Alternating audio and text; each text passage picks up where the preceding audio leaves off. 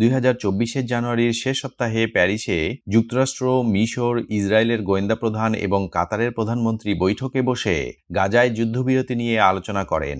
ওই আলোচনায় গাজায় ইসরায়েলের হামলা বন্ধ এবং জিম্মিদের মুক্তির একটি প্রস্তাবের কাঠামো তৈরি করে পাঠানো হয় হামাসের কাছে।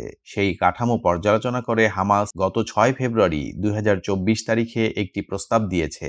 সুপ্রিয় সুধী, আপনারা জানেন হামাস গাজায় 4.5 মাসের 3 স্তরের যুদ্ধবিরতি চায়। প্রথম স্তরে সব ইসরায়েলি নারী জিম্মি, 19 এবং তার চেয়ে কম বয়সী পুরুষ, দুর্বল অসুস্থ জিম্মিদের মুক্তি দেওয়ার বিনিময়ে ইসরায়েলের কারাগারে বন্দী ফিলিস্তিনি নারী ও শিশুদের মুক্তি দিতে হবে।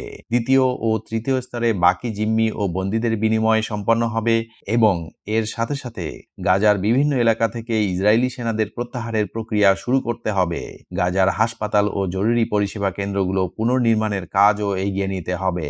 আপনারা আরও জানেন যে 4 মাস ধরে চলমান ফিলিস্তিন ইসরায়েল যুদ্ধে এ পর্যন্ত গাজায় নিহত হয়েছেন 27,000-এরও বেশি মানুষ, আহত হয়েছেন আরও প্রায় 68,000। ইসরায়েলি বাহিনীর গোলায় বাড়িঘর হারিয়ে সর্বশান্ত হয়েছেন লাখ লাখ ফিলিস্তিনি বনি আদম। ফিলিস্তিনের যুদ্ধবিরতির প্রস্তাব প্রত্যাখ্যান করেছেন ইসরায়েলি প্রধানমন্ত্রী বেনিয়ামিন নেতানিয়াহু। তিনি এক বিবৃতিতে বলেছেন, অঞ্চলটিতে হামাসের বিরুদ্ধে বিজয়ের অতি সন্নিকটে ইসরায়েল। গাজায় ইসরায়েলের একমাত্র লক্ষ্য হল চূড়ান্ত বিজয়। সাবেক মার্কিন পররাষ্ট্রমন্ত্রী হিলারি ক্লিন্টন ইসরায়েলের প্রধানমন্ত্রী বেনিয়ামিন নেতানিয়াহুকে বিশ্বাসযোগ্য নেতা নন বলে মন্তব্য করেছেন এবং তিনি আরও বলেন, নেতানিয়াহুর উচিত ক্ষমতা ছাড়া। দক্ষিণ গাজার রাফাহ শহরে ইসরায়েল সামরিক অভিযান সম্প্রসারণ করেছে। সেখানে অনেক ফিলিস্তিনি আশ্রয় নিয়েছেন। এমন খবরের প্রতিক্রিয়ায় হিলারি বলেন, এটা ভয়ঙ্কর। আমরা চাই যুদ্ধবিরতি। যুক্তরাষ্ট্র, কাতার ও মিশরের মধ্যস্থতাকারীরা গাজা উপত্যকায় 4 মাস পুরনো যুদ্ধে ইসরায়েল ও হামাসের মধ্যে একটি যুদ্ধবিরতি চুক্তি বাস্তবায়ন করতে এখনও কাজ করে যাচ্ছেন।